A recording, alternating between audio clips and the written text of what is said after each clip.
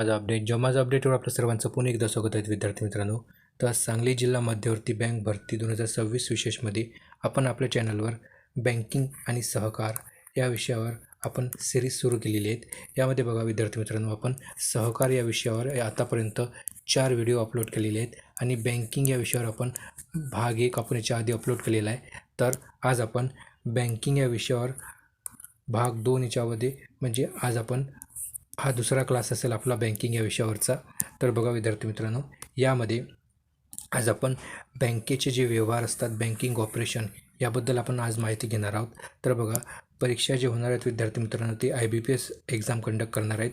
यामध्ये बघा बँकिंगचे 20 प्रश्न येणार आहेत आणि सहकार या विषयावर आधारित 20 प्रश्न येणार आहेत.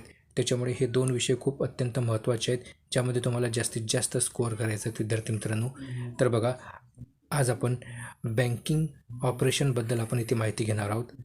तर येथे आपण प्रश्नाच्या स्वरूपात आपण विद्यार्थी मित्रांनो इथे माहिती घेणार आहोत. सोबतच तुम्हाला मी काही महत्त्वाची इम्पॉर्टंट पॉईंटसुद्धा इथे सांगणार आहोत, ते सुद्धा तुम्हाला नोट डाऊन करून घ्यायचे आहेत.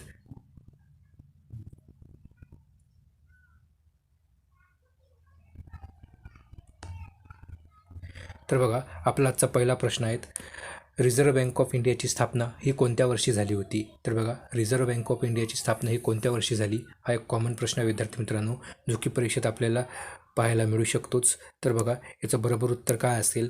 तर बघा, इथे आपल्याला 5 ऑप्शन दिले आहेत, जसे की ऑप्शन ए 1 एप्रिल 1935, 1 जानेवारी 1949, option C 15 August 1947, option D 26 जानेवारी 1950 व ऑप्शन ई 1 एप्रिल 1955.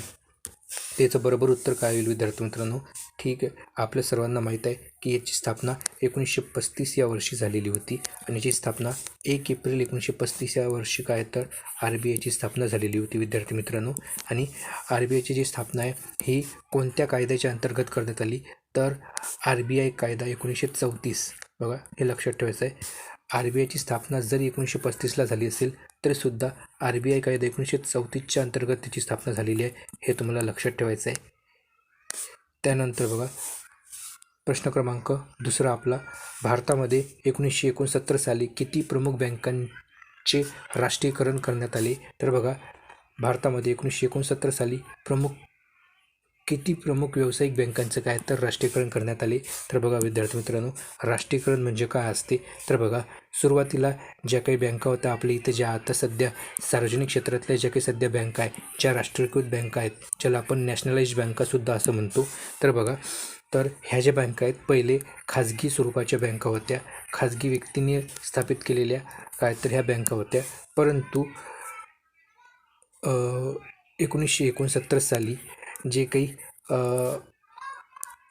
आर्थिकदृष्ट्या जे दुर्बल घटक असतात त्यांच्यापर्यंत ही सर्व्हिस जाण्यासाठी आणि विशेषतः जे काही ग्रामीण भाग आहे, ग्रामीण भागामध्ये पण कोणती तर जे काही शेतीसंबंधित जेवढे काही म्हणजे शेतकरी जे वगैरे आहेत यांना कर्जाचा पुरवठा व्हावा यासाठी काय करण्यात आलं? तर 1969 साली विद्यार्थी मित्रांनो या या बँकांचं राष्ट्रीयकरण करण्यात आलेलं होतं की प्रत्येक ठिकाणी त्यांची सुविधा पोहोचली पाहिजे यासाठी. म्हणून 1969 साली काय तर काही बँकांचं राष्ट्रीयकरण झालं होतं. त्यामध्ये किती बँकांचं राष्ट्रीयकरण झालं तर ते बघा विद्यार्थी मित्रांनो, इथे आपल्याला 5 ऑप्शन दिलेले आहेत. यामध्ये आपलं बरोबर उत्तर काय होईल? त्याच्यात आपलं बरोबर उत्तर होईल ऑप्शन क्रमांक बी म्हणजेच 14. तर 14 बँकांचं राष्ट्रीयकरण जे आहे ते 1969 झालं होतं. तर बघा, राष्ट्रीयकरण करण्याचा जो काही पहिला प्रयत्न आहे तो कोणत्या वर्षी झाला होता, असा प्रश्न न विचारता जर बँकांच्या राष्ट्रीयकरण करण्याचा पहिला प्रयत्न कोणत्या वर्षी करण्यात आला होता किंवा पहिल्यांदा राष्ट्रीयकरण कधी करण्यात आलं, तर तेचं उत्तरसुद्धा तुम्हाला काय लक्षात ठेवायचं आहे की 1969ला पहिल्यांदा भारतातील बँकांचं काय तर राष्ट्रीयकरण झालेलं होतं. आणि जेव्हा 1969ला बँकांचं राष्ट्रीयकरण झालेलं होतं तेव्हा भारताचे पंतप्रधान कोण होते हे सुद्धा तुम्हाला लक्षात ठेवायचं आहे. तर तेव्हा भारताचे जे पंतप्रधान होते ते श्रीमती इंदिरा गांधी ह्या होत्या. तर श्रीमती इंदिरा गांधी ह्या ज्या आहेत ह्या 1969 साली जे आहेत ते भारताच्या पंतप्रधान होत्या. त्यानंतर बघा, प्रश्न क्रमांक 3. बँकिंग क्षेत्रात वापरल्या जाणाऱ्या KYCचे पूर्ण रूप काय आहे? तर बघा, बँकिंग क्षेत्रामध्ये आपण जे KYC करतो बघा विद्यार्थी मित्रांनो, आपल्या सर्वांना माहीत आहे KYC, कारण आपण आपल्या बँकेतील जे काही खातं असते त्याची KYC कधी ना कधी तुम्ही केलेलीच असेल. KYC म्हणजे काय असते बघा विद्यार्थी मित्रांनो, आपल्या सर्वांना माहीत आहे की KYC म्हणजे एक आपल्या सरकारी किंवा कोणत्याही आपल्या प्रायव्हेट बँकेमध्ये जाऊन आपण आपलं जे आधार कार्ड असते, आपलं आधार कार्ड, आपला मोबाईल नंबर जो आहे, आपण त्या आधार कार्डाशी काय तर जोडतो, त्याच्याशी जोडणी म्हणजे संलग्न करणे म्हणजेच काय असते ते असते KYC. तर बघा, यालाच आपण KYC असं म्हणत असतो. तर बघा, या KYCचं पूर्ण रूप इथे आपल्याला विचारण्यात आलेलं आहे. तर बघा, इथे बँकिंगच्या भाषेमध्ये KYC म्हणजे काय असते, तर बघा इथे आपल्याला 5 ऑप्शन दिलेले आहेत. यापैकी बरोबर उत्तर काय असेल, तर बघा ऑप्शन क्रमांक C आपले इथे बरोबर उत्तर होईल, म्हणजेच नो युअर कस्टमर. तर बघा, नो युअर कस्टमर, KYC म्हणजे नो युअर कस्टमर असा त्याचा अर्थ होतो. तर बघा, KYC बघा विद्यार्थी मित्रांनो, याच्या व्यतिरिक्त तुम्हाला लक्षात ठेवायचं की कधीकधी जर प्रश्न फिरून विचारलाच, हा बेसिक प्रश्नच विचारला जातो, परंतु कधीकधी जर एक्झाम हार्ड करायची असेल तर बघा यामध्ये काय केलं जाते, तर जे काही KYC आहे त्याचे KYCचे तुम्हाला काय तर प्रकार विचारले जातात. तर बघा विद्यार्थी मित्रांनो, KYCचे 3 प्रकार पडतात. KYCचे जे आहेत ते 3 प्रकार पडतात. हे KYCचे 3 प्रकार हे वेळेनुसार KYCचे हे प्रकार पडतात. त्यापैकी पहिला प्रकार असा आहे जे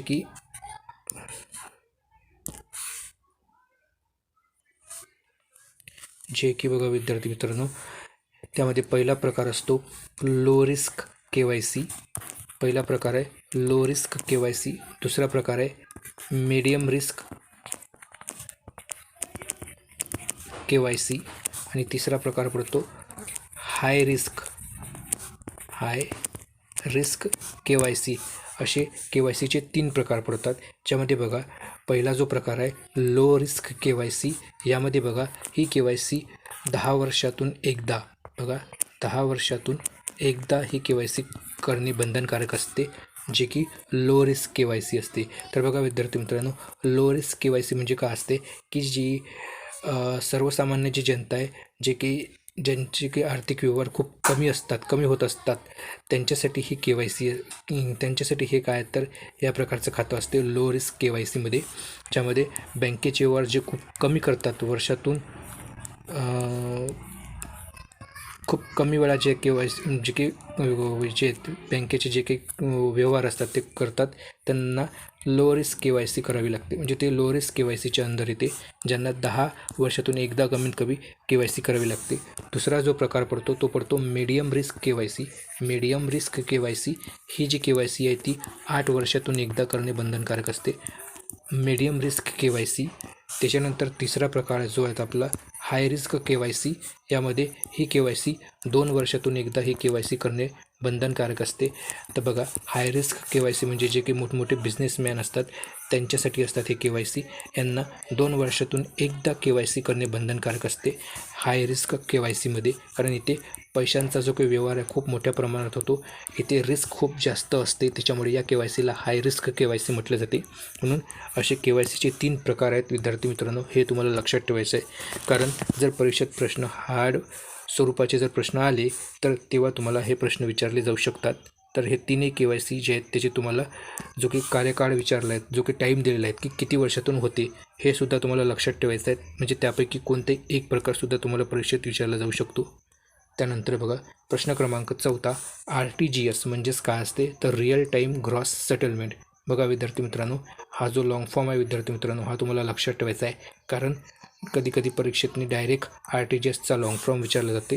तर बघा, रिअल टाईम ग्रॉस सेटलमेंट ही जी प्रणाली आहे, या अंतर्गत पैसे पाठवण्यासाठी किमान मर्यादा किती आहे. तर बघा, आपण बघितलं आहे विद्यार्थी मित्रांनो की बरेचसे व्यवहार जे आहेत ते RTGSच्या स्वरूपात होतात, म्हणजे पैसे पाठवण्यासाठी आपण RTGSचा वापर करतो. हे जे RTGS आहे हे राष्ट्रीयकृत बँका किंवा जे प्रायव्हेट ज्या काही मोठ्या बँका असतात, ज्या बँका RBIचा जो कायदा आहे 1949चा बँकिंग रेग्युलेशन ॲक्ट, याच्या अनुसूचित 2 नुसार जे आहेत ज्या बँका असतात त्याच बँका RTGS करू शकतात. तर बघा, हे जे RTGS आहे, हे RTGSसाठी मिनिमम किती अमाऊंट असते की जे पैसे पाठवण्यासाठी मिनिमम अमाऊंट जी असते ती पाठवण्याची काय तर याच्यामध्ये अट आहे. तर बघा यामध्ये आपल्याला 5 ऑप्शन दिलेले आहेत. यापैकी बरोबर उत्तर काय असेल तर बघा यामध्ये ऑप्शन क्रमांक सी हे आपलं बरोबर उत्तर होईल. म्हणजेच बघा मिनिमम 2,00,000 रुपये जे आहेत विद्यार्थी मित्रांनो काय आहेत तर RTGSद्वारे आपण पाठवू शकतो.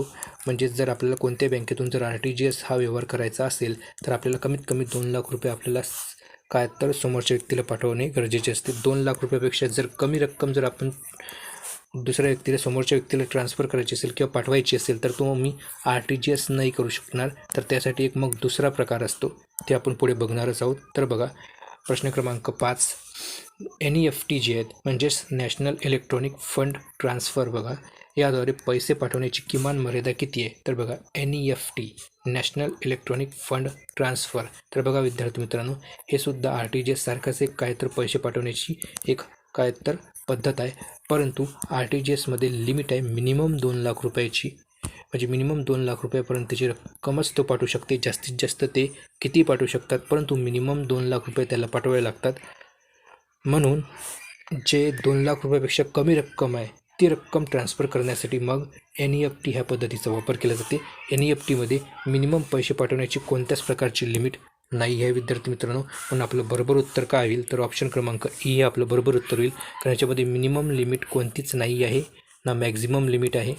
त्यानंतर बघा प्रश्न क्रमांक 6 रेपो रेट म्हणजे काय असतो तर बघा रेपो रेट म्हणजे काय असतो तर बघा इथे आपल्याला 5 ऑप्शन दिलेले आहेत. त्यापैकी आपलं बरोबर उत्तर काय असेल तर बघा यामध्ये आपलं बरोबर उत्तर असेल ज्या दराने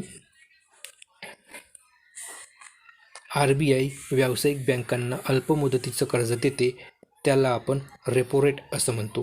तर बघा विद्यार्थी मित्रांनो रेपो रेट म्हणजे काय असतो तर रेपो रेट म्हणजे ज्या व्यावसायिक बँका असतात व्यावसायिक बँका RBIकडून पैसा जे कर्जाच्या स्वरूपात घेतो ज्या दराने त्यालाच आपण रेपो रेट म्हणतो. किंवा त्याच्या उलट ज्या दराने RBI व्यावसायिक बँकांना कर्जाच्या स्वरूपात रक्कम देते त्याला आपण काय म्हणतो रेपो रेट म्हणतो. तर बघा यामध्ये RBI जे असते बँकांना जेव्हा अल्पमुदतीचं बघा विद्यार्थी मित्रांनो इथं काय म्हटलं आहे की अल्पमुदतीचं कर्ज म्हटलं आहे. हे कर्ज जर RBI व्यावसायिक बँकांना देत असेल तर ते रेपो रेटच्या स्वरूपात देत असते. परंतु जर मग हे आपलं अल्पमुदतीचं कर्ज झालं. जर बँकेला दीर्घमुदतीचं कर्ज जर घ्यायचं असेल RBIकडून दीर्घमुदतीचं कर्ज जर घ्यायचं असेल RBIकडून तर मग कोणत्या रेटने RBI त्याला कर्ज देते तर तो दर असतो बँक रेट. तो दर असतो बँक रेट. तर बँक रेटच्याद्वारे काय तर RBI बँकांना व्यावसायिक बँकांना काय तर दीर्घमुदतीचं कर्ज देते. हे तुम्हाला लक्षात ठेवायचं आहे आणखी. तर बघा सध्या आता चालू रेपो रेट किती आहे तर तो आहे 5.25% इतका जे आहेत ते सध्याच्या घडीले रेपो रेट चालू आहेत. हे तुम्हाला लक्षात ठेवायचं आहेत आताच्या नवीन अपडेटनुसार. त्यानंतर बघा प्रश्न क्रमांक 7 धनादेशाची वैधता जारी केलेल्या तारखेपासून किती महिन्यासाठी असते. तर बघा जो धनादेश असतो म्हणजे जो आपला जो चेक असतो विद्यार्थी मित्रांनो त्या चेकची जी काही व्हॅलिडिटी जी असते ती व्हॅलिडिटी किती दिवसाची असते ज्या दिवसापासून तो जारी केला असते त्या दिवसापासून. तर बघा यामध्ये आपल्याला 5 ऑप्शन दिलेले आहेत. यापैकी आपलं बरोबर उत्तर काय होईल तर मग ऑप्शन क्रमांक सी हे आपलं बरोबर उत्तर होईल. म्हणजेच 3 महिने. म्हणजेच चेकच्या जे काही उजव्या बाजूला वरच्या कॉर्नरवर बघा विद्यार्थी मित्रांनो इथं तारखेचा बॉक्स दिलेला असते. या तारखेच्या बॉक्समध्ये जे तारीख दिलेली आहे म्हणजे ज्या तारखेला चेक इश्यू केलेला असतो त्या तारखेपासून पुढील 3 महिन्यापर्यंत तो चेक काय असते व्हॅलिड असतो. त्यानंतर तो अनव्हॅलिड होतो. तो चेक अनव्हॅलिड होतो म्हणजे अवैध होतो. म्हणजेच त्यामधून त्या चेकद्वारे आपण रक्कम काढू शकत नाही. त्यानंतर बघा प्रश्न क्रमांक 8 बँकिंग प्रणालीमध्ये NPA या शब्दाचा अर्थ काय आहे. बँकिंग प्रणालीमध्ये NPA या शब्दाचा अर्थ काय आहे. तर बघा यामध्ये आपल्याला 5 ऑप्शन दिलेले आहेत. यामध्ये बघा 5 ऑप्शनपैकी बघा NPA म्हणजेच काय असते तर बघा NPA बघा विद्यार्थी मित्रांनो हे काय आहेत तर याच्यामध्ये ऑप्शन ए काय म्हणते की non performing asset, option B net performing asset, option C new pension account, option D non personal account, option E national payment authority. तर बघा यामध्ये एन पी ए म्हणजे काय असते, तर ऑप्शन क्रमांक ए हे आपलं बरोबर उत्तर येईल. एन पी ए म्हणजे non performing asset. N P A म्हणजे काय असते तर नॉन परफॉर्मिंग असेट. तर बघा आता हा एन पी एचा झाला काय तर फुल फॉर्म, परंतु एन पी ए म्हणजे काय आहे नक्की, तर बघा एन पी ए म्हणजे काय असते की जे कर्ज बुडीत जाण्याच्या मार्गावर असते, म्हणजेच ज्या कर्जाची रक्कम म्हणजे जे परतफेड करायच्या वेळेस ज्या कर्जाची जे काही ई एम आय दिलेली असेल तुमची, किंवा ज्या कर्जाची तुम्ही जे काही किस्त तुमची जी पडते ती किस्त जर तुम्ही 90 दिवसापर्यंत जर तुम्ही ती किस्त भरली नाही, 90 दिवसापर्यंत जर ती किस्त भरली नाही, 90 दिवसापेक्षा जास्त कालावधी होऊनसुद्धा जर तुम्ही ती किस्त भरली नाही, तर तुमचं जे खातं आहे ते खातं एन पी एमध्ये चाललं जाते. म्हणजेच ते काय असते, ते बँकेसाठी एक नॉन परफॉर्मिंग असेट असते. जेव्हा तुम्ही हे जे काही 90 दिवसाची जी काही तुमच्याकडे जी काही थकीत रक्कम आहे ती रक्कम भराल आणि पुन्हा नव्याने तुम्ही कंटिन्यू ते पैसे भरणं सुरू करणार, तेव्हा ते बँकेसाठी मग परफॉर्मिंग असेट म्हणून काम करू लागते. परंतु जर 90 दिवसापर्यंत जर तुम्ही कोणत्याच प्रकारची ई एम आय किंवा किस्त जर भरली नाही, तर ते एन पी एमध्ये जाते खातं. हे तुम्हाला लक्षात ठेवायचं आहे. त्यानंतर बघा प्रश्न क्रमांक 9, भारतातील सर्वात मोठी सार्वजनिक क्षेत्रातील बँक कोणती आहे? तर बघा भारतातली सर्वात मोठी सार्वजनिक क्षेत्रातली बँक इथे कोणती आहे, तर बघा इथे 5 ऑप्शन दिलेले आहेत. यापैकी 5 ऑप्शनपैकी तुम्हाला लक्षात आलंच असेल विद्यार्थी मित्रांनो की भारतातली सर्वात मोठी सार्वजनिक क्षेत्रातली बँक कोणती आहे, तर बघा याचं बरोबर उत्तर असणार आहे आपलं ऑप्शन क्रमांक सी, म्हणजेच स्टेट बँक ऑफ इंडिया, म्हणजेच एस बी आय ही भारतातली सर्वात मोठी सार्वजनिक क्षेत्रातली बँक आहे. त्यानंतर बघा प्रश्न क्रमांक 10, पतधोरण भारतात कोण ठरवते? पतधोरण म्हणजेच त्याला आपण काय म्हणतो, मॉनिटरी पॉलिसी.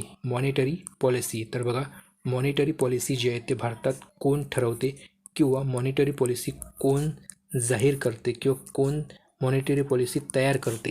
तर बघा असा कोणताही प्रश्न येऊ तुमचा, तर बघा याच्यामध्ये आपल्याला 5 ऑप्शन दिलेले आहेत. याचं जे बरोबर उत्तर होईल तुमचं ते काय होईल, तर बघा ऑप्शन क्रमांक बघा इथे बी हे आपलं बरोबर उत्तर होईल. म्हणजेच रिझर्व्ह बँक ऑफ इंडिया म्हणजेच आर बी आय जे ते मॉनिटरी पॉलिसी काय तर जाहीर करत असते. म्हणून पतधोरण कोण जाहीर करते आपल्या भारतामध्ये, तर ते आर बी आय करते. त्यानंतर बघा प्रश्न क्रमांक 10, ए टी एमचा वापर करताना पिन आवश्यक असतो. यामध्ये पिन हे जे आहेत या पिनचं पूर्णरूप काय असते, तर बघा इथे आपल्याला 5 ऑप्शन दिले आहेत. Option A personal information number, B permanent index number, C personal identification number, D private identification name आणि ई पेमेंट इंडेक्स नंबर. तर बघा याचं बरोबर उत्तर काय होईल, तर मग ऑप्शन क्रमांक सी हे आपलं बरोबर उत्तर होईल. म्हणजेच पर्सनल आयडेंटिफिकेशन नंबर. तर पिन जे आहेत ए टी एममध्ये जो आपण वापरतो त्याचा फुल फॉर्म होतो पर्सनल आयडेंटिफिकेशन नंबर. तर बघा पिन जो असतो विद्यार्थी मित्रांनो आपला जो ए टी एममध्ये आपण जो पिन वापरतो तो किती अंकामध्ये असतो, तर बघा किती अंकाचा पिन असतो, तर तो असतो 4 अंकी पिन. तर बघा ए टी एममध्ये जो आपण पिन वापरतो तो पिन किती अंकी असतो, तर तो 4 अंकी असतो, जो आपण बँकेमध्ये जाऊन किंवा बँकेच्या कोणत्याही ए टी एममध्ये जाऊन आपण सेट करू शकतो. जर नवीन ए टी एम आपल्याला प्राप्त झालं असेल किंवा नवीन पिन आपल्याला सेट करायचा असेल तर तो 4 अंकी असतो. त्याचा फुल फॉर्म असतो पर्सनल आयडेंटिफिकेशन नंबर. त्यानंतर बघा प्रश्न क्रमांक 12, आर बी आयचं मुख्यालय कोठे आहे? तर बघा आपल्या सर्वांनाच माहीत आहेत आर बी आयचं मुख्यालय कोठे आहे, तर बघा याचं बरोबर उत्तर होईल मग आपलं ऑप्शन क्रमांक डी मुंबई येथे. तर बघा आर बी आयचं मुख्यालय हे मुंबई येथे आहे. परंतु बघा सुरुवातीला जेव्हा आर बी आयची स्थापना झाली 1935ला, तेव्हा आर बी आयचं मुख्यालय हे कुठं होतं असा जर प्रश्न विचारला तर याचं उत्तर असेल तुमचंवालं कलकत्ता. कारण सुरुवातीला आर बी आयचं मुख्यालय हे कलकत्ता येथे होतं. त्यानंतर बघा RBIचं मुख्यालय 1937 बघा लक्षात ठेवायचं आहे. 1937 या वर्षी RBIचं मुख्यालय मुंबई येथे हलवण्यात आलं होतं. तर बघा हे तुम्हाला लक्षात ठेवायचं आहे. सोबतच बघा विद्यार्थी मित्रांनो, RBIचे एकूण सध्याच्या घडीला एकूण रिजनल ऑफिस किती आहे? तर बघा RBIचे सध्या एकूण रिजनल ऑफिसची संख्या आहे ते एकूण 30 इतकी आहे. हे तुम्हाला लक्षात ठेवायचे आहेत.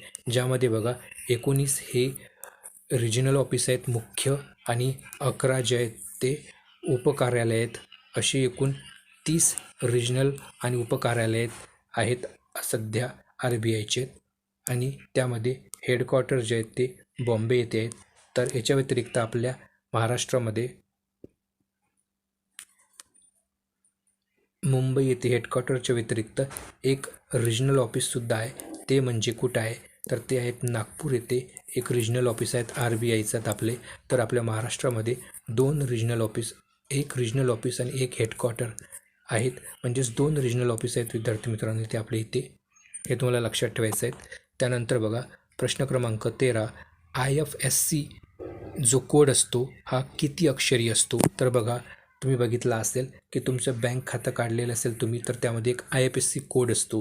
तो IFSC कोड ज्यालाच आपण इंडियन फायनान्शियल सिस्टीम कोड असं म्हणतो. Indian financial system code IFSC याचा फुल फॉर्म तुम्हाला लक्षात ठेवायचा आहे. इंडियन फायनान्शियल सिस्टीम कोड हा किती अक्षरी असतो? तर बघा हा जो कोड असतो तो अल्फा न्यूमरिक असतो विद्यार्थी मित्रांनो. ज्यामध्ये काही अक्षरं असतात तर काही अंक असतात, म्हणून त्याला आपण अल्फा न्यूमरिक असं म्हणतो. तर तो किती अक्षरी असतो? तर बघा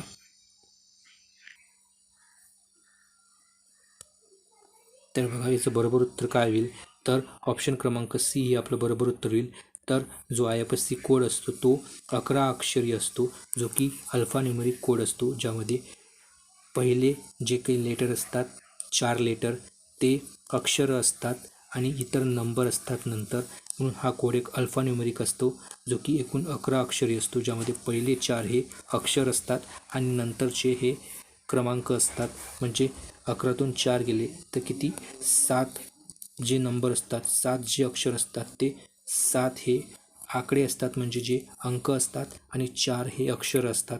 असा 11 अक्षरी हा कोड असतो. त्यानंतर बघा प्रश्न क्रमांक 14, MICR म्हणजेच मॅग्नेटिक इंक कॅरेक्टर रेकग्निशन हा जो कोड असते हा किती अंकी असतो? जो की धनादेशावर छापलेला असतो. बघा MICR म्हणजेच मॅग्नेटिक इंक कॅरेक्टर रेकग्निशन हा एक कोड असतो जो की चेकवर छापलेला असतो आपल्या. हा किती अंकी असतो? तर बघा याचं बरोबर उत्तर काय होईल? तर याचं बरोबर उत्तर होईल ऑप्शन क्रमांक इथे B आपलं बरोबर उत्तर होईल. म्हणजेच हा 9 अक्षरी असतो. MICR जो कोड असतो तो आपल्या चेकवर छापलेला असतो जो की 9 अक्षरी असतो. ज्यामध्ये बघा 9 अंकी असतो. याच्यामध्ये अक्षर नाही अंक असतात. हा 9 अंकी कोड असतो ज्यामध्ये 3-3ची जोडी जी आहे ते असते अक्षराची. ज्यामध्ये तर बघा विद्यार्थी मित्रांनो, हा जो 9 अंकी जो काही MICR कोड असतो यामधले जे की उदाहरणार्थ आपण 1 2 3 4 5 6 7 8 9, तर बघा पहिले जे 3 अंक असतात हे शहराचं नाव असते. हे शहर जे कोणतं शहर आहे हे शहर डिनोट म्हणजे शहर दाखवते, हे शहराचं नाव दाखवते. नंतर दुसरे जे 3 असतात, मधातले जे 3 अंक असतात हे बँकेचं नाव, बँकेचे नाव दाखवतात. म्हणजे बँकेचं नाव काय हे दर्शवतात. आणि शेवटचे 3 जे अंक असतात हे शाखा कोणती आहेत म्हणजेच ती ब्रँच कोणती आहेत ते शाखा दर्शवण्याचं काम करते. तर बघा असा हा 9 अंकी कोड असतो. त्यानंतर बघा प्रश्न क्रमांक 15, CBS म्हणजेच कोअर बँकिंग सोल्युशन या प्रणालीमध्ये कोअर या शब्दाचा अर्थ काय आहे? CBS यामध्ये कोअर बँकिंग सोल्युशन यामध्ये कोअर हा जो शब्द आहे याचा अर्थ काय आहे? तर बघा कोअर बँकिंग सोल्युशन हे जे विद्यार्थी मित्रांनो जे की सर्व सरकारी ज्या बँका आहेत त्या सर्व सरकारी बँकांमध्ये CBS सिस्टीम यूज केली जाते त्यांच्या व्यवहारामध्ये, जे की कम्प्युटरमध्ये.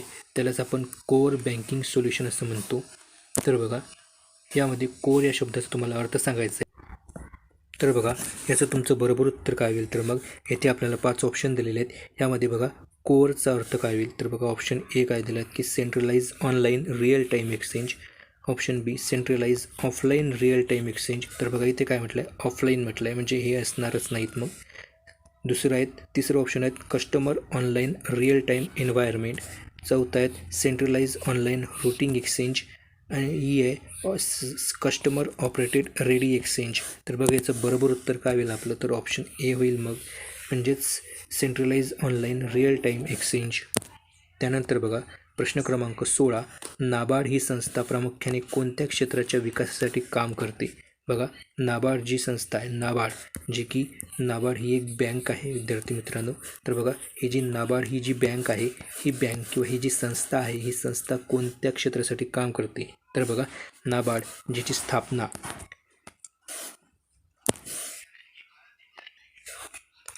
12 जुलै, बघा लक्षात ठेवायचं काय, 12 जुलै 1982 या वर्षी काय तर नाबार्डची स्थापना झालेली होती. तर नाबार्डची स्थापना कधी झालेली आहे? तर 12 जुलै 1982. ज्याचं हेडक्वार्टर कुठं आहे विद्यार्थी मित्रांनो? तर मुंबई येथे आहे. तर याची स्थापना 1982 या वर्षी 12 जुलैला झाली होती आणि याचं हेडक्वार्टर मुंबई येथे आहे.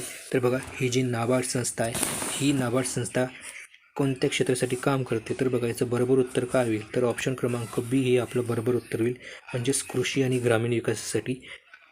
तर ही जी बँक आहे ती कृषी आणि ग्रामीण विकासासाठी काम करते.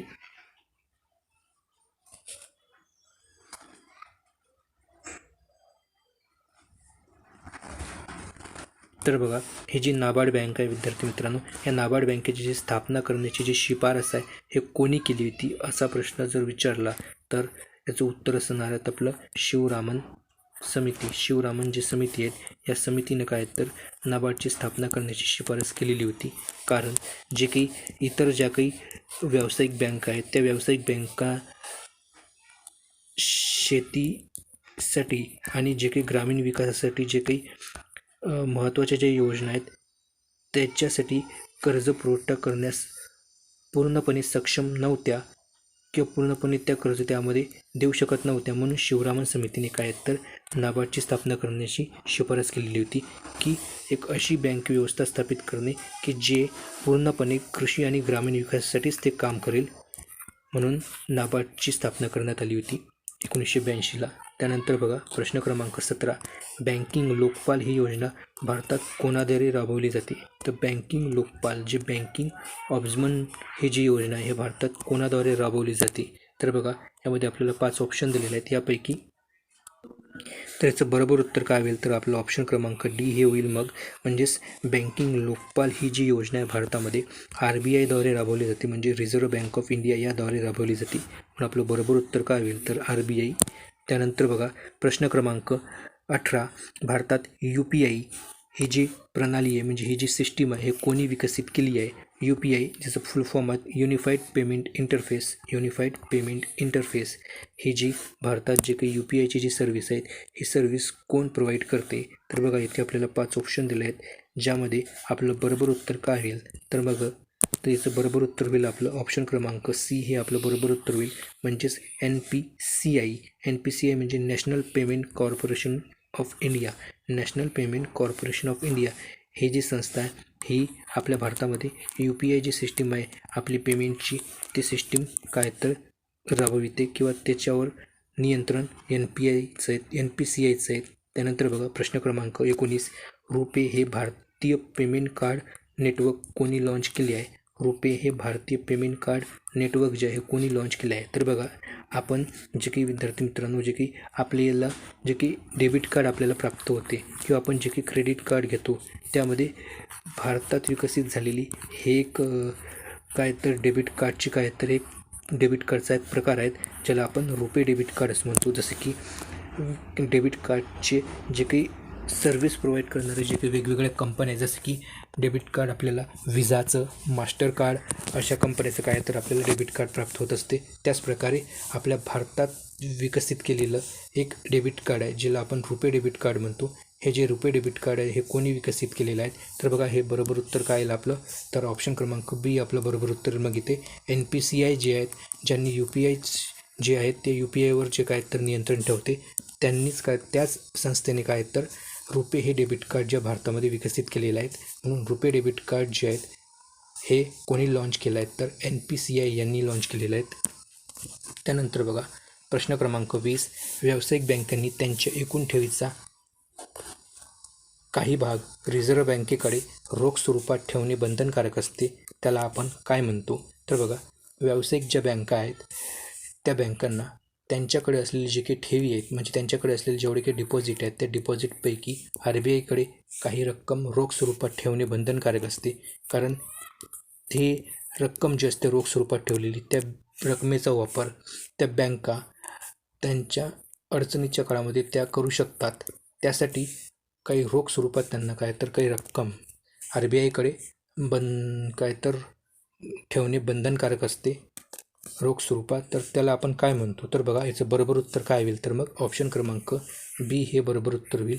CRR म्हणजेच कॅश रिझर्व्ह रेशो ही जी रक्कम आहे हे व्यावसायिक बँकांना RBIकडे ठेवण्यात येणारी जी की रोख स्वरूपाची एक रक्कम असते, या रेशोला आपण CRR म्हणतो, म्हणजे कॅश रिझर्व्ह रेशो.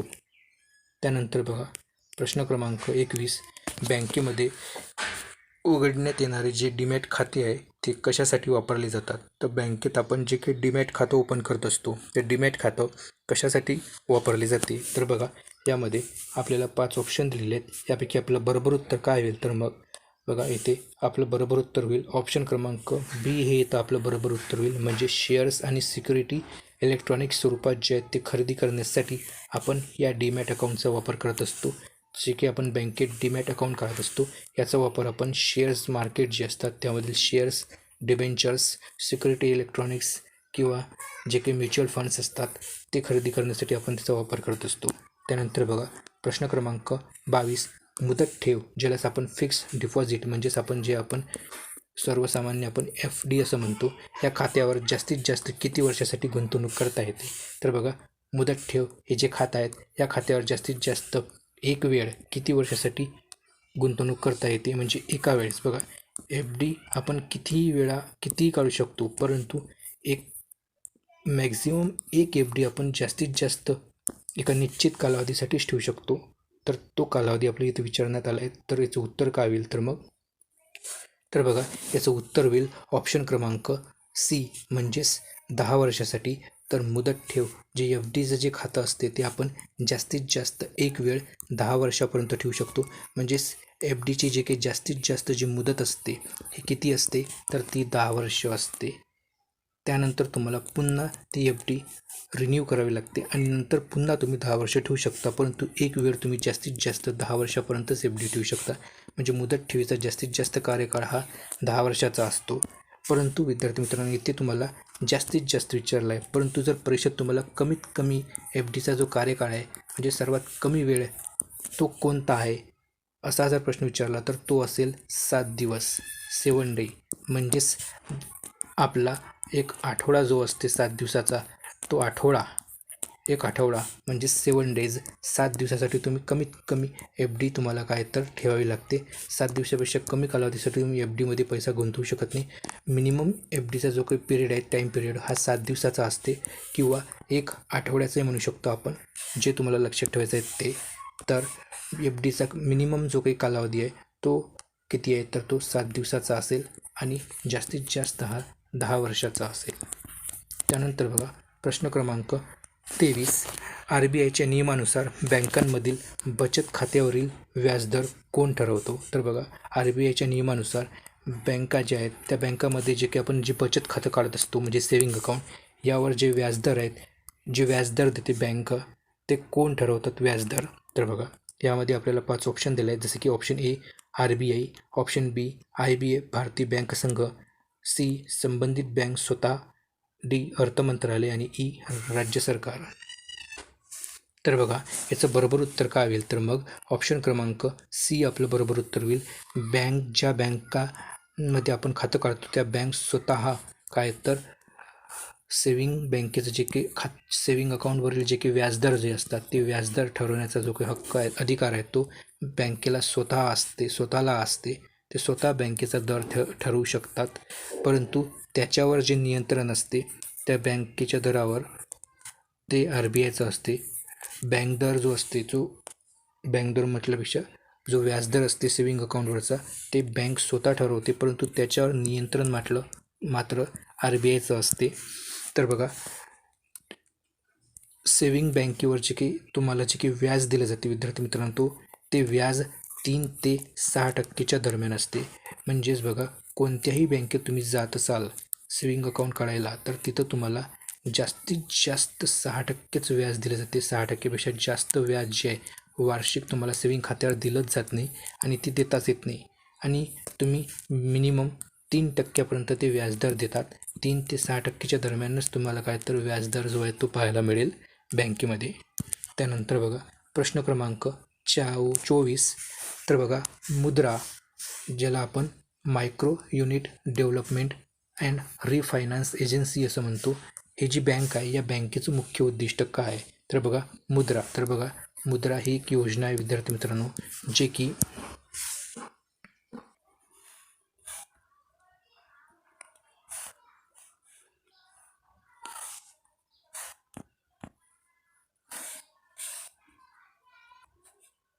तर बघा, मुद्रा जी आहे विद्यार्थी मित्रांनो, ही एक योजना आहे, जे की मुद्रा योजना 8 एप्रिल 2015 साली काय तर ह्या योजनेची सुरुवात झाली होती. याच्या अंतर्गत मुद्रा ही एक संस्था स्थापित करण्यात आली.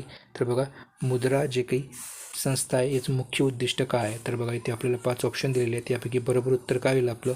तर बघा, याचं बरोबर उत्तर होईल आपलं ऑप्शन क्रमांक C हे आपलं बरोबर उत्तर होईल. म्हणजेच सूक्ष्म आणि लघु उद्योगांना वित्तपुरवठा करणे हे जे आहेत मुद्रा योजनेचं काय तर मुख्य उद्दिष्ट आहेत. तर बघा, मुद्रा योजनेच्या अंतर्गत सुरुवातीस 3 प्रकारचे जे आहेत ते लोन सुविधा होत्या, ज्यामध्ये पहिला जो प्रकार होता तो होता शिशु, ज्यामध्ये 50,000 रुपयापर्यंतचं कर्ज दिलं जातं ते. त्यानंतर दुसरा प्रकार आहे किशोर, ज्यामध्ये 5 लाख रुपयापर्यंतचं कर्ज दिले जाते. तिसरा प्रकार आहे तरुण गट, ज्यामध्ये 10 लाख रुपयापर्यंतचं कर्ज दिले जाते.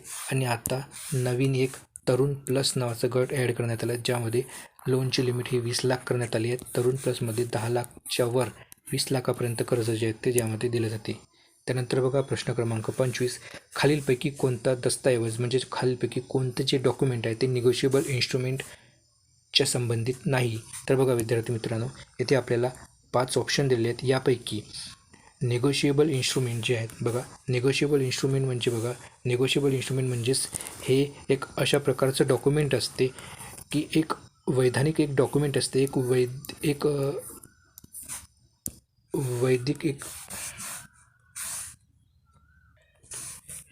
कायदेकृत एक डॉक्युमेंट असते. त्या डॉक्युमेंटच्या सहाय्याने आपण काय तर आपण पैशाची देवाणघेवाण करत असतो. त्यासाठी हा एक निगोशिएबल इन्स्ट्रुमेंट ॲक्ट पारित करण्यात आला होता 1881 या वर्षी. तर या कायद्याच्या अंतर्गत काही निगोशिएबल इन्स्ट्रुमेंट आहे, जे इन्स्ट्रुमेंट पेमेंट करण्याच्यासाठी वापरले जातात. तर बघा, यामध्ये या प्रश्नाचं जे उत्तर असेल तुमचं, यापैकी 4 ऑप्शन जे आहेत विद्यार्थी मित्रांनो ते निगोशिएबल इन्स्ट्रुमेंट ॲक्टच्या अंतर्गत इन्स्ट्रुमेंट आहे. एक याच्यापैकी नाही आहे. तर बघा, option E promissory note, option B bill of exchange, option C धनादेश म्हणजे चेक, हे तीनही काय तर निगोशिएबल इन्स्ट्रुमेंट आहे. त्याच्यानंतर ऑप्शन E डिमांड ड्राफ्ट, हे सुद्धा एक निगोशिएबल इन्स्ट्रुमेंट आहे. परंतु जे काही करन्सी नोट आहे आपल्या, ह्या नोटा ह्या निगोशिएबल इन्स्ट्रुमेंट ॲक्ट नाही आहेत, निगोशिएबल इन्स्ट्रुमेंट नाही आहेत. इतर 4 निगोशिएबल इन्स्ट्रुमेंट आहेत. म्हणून आपलं बरोबर उत्तर काय होईल इथे? तर ऑप्शन D होईल. तर बघा विद्यार्थी मित्रांनो, हे जे निगोशिएबल इन्स्ट्रुमेंट ॲक्ट आहेत याबद्दल अधिकची जी माहिती आहे मी तुम्हाला पुढील व्हिडिओमध्ये सांगेल. त्यामध्ये संपूर्ण निगोशिएबल इन्स्ट्रुमेंट ॲक्ट आणि त्या संबंधित काही महत्त्वाचे प्रश्न तुम्हाला मी सांगणार. म्हणून येथे आपण या निगोशिएबल इन्स्ट्रुमेंटबद्दल काही अधिक माहिती घेऊ नये. त्यानंतर आपण प्रश्न क्रमांक 26 बघा, KYC नियमाचे पालन न केल्यास बँकांमधील KYC नियमांचे पालन न केल्यास बँकेवर दंड आकारण्याचा अधिकार कोणाला असतो? तर बँकांनी जर KYC जे नियम आहेत त्या KYC नियमाचे जर पालन केलं नाही त्यांनी, तर त्यांच्यावर दंड देण्याचा अधिकार कोणाचा असतो? तर बघा, इथे आपल्याला 5 ऑप्शन दिलेले आहेत. यापैकी आपलं बरोबर उत्तर काय होईल? तर मग बघा, ऑप्शन क्रमांक C हे आपलं बरोबर उत्तर होईल, म्हणजेच RBI. त्यानंतर बघा प्रश्न क्रमांक 27. भारताची पहिली बँक कोणती? तर बघा, भारतात स्थापित झालेली पहिली बँक कोणती आहे? तर बघा इथं बरोबर उत्तर काय होईल, तर 1770. बघा 1770 या वर्षी भारतातली पहिली बँक जी आहे ती बँक ऑफ हिंदुस्तान ही होती. तर भारतात स्थापित झालेली पहिली बँक ही बँक ऑफ हिंदुस्तान ही आहेत 1770 या वर्षी स्थापित झालेली होती. परंतु भारतातनी स्थापित झालेली पहिली भारतीय लोकांनी बघा भारतात स्थापित झालेली पहिली भारतीय लोकांनी स्थापित केलेली जी काही बँक आहे ती कोणती आहे?